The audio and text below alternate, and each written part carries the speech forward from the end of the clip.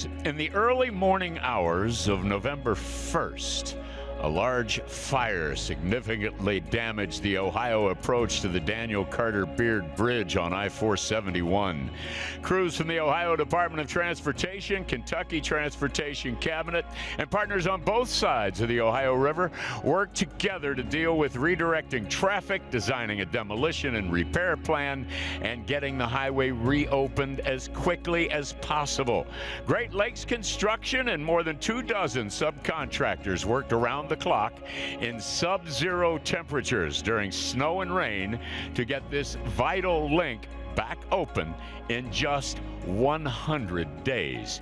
Tonight, we welcome to the ballpark many of the crew members who made the bridge reopening possible. Fans, let's give them a big round of applause. And joining us on the field to offer up simultaneous first pitches in celebration of the teamwork and collaboration it took to make the opening possible are Tom Hackett. Tom led the Great Lakes construction team. His crew worked alongside subcontractors and ODOT to design and build the emergency repair project. And catching Tom's pitch will be Ryan Jones.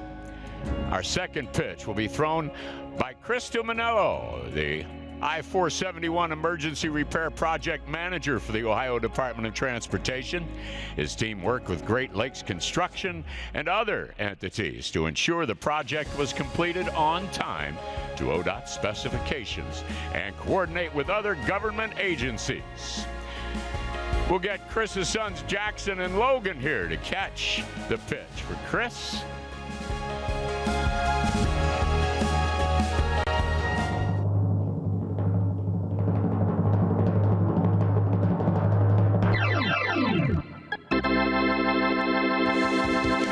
Fans, once more, let's hear it for Tom, Ryan, and Chris, and all the crew members in attendance today who helped make the bridge opening possible.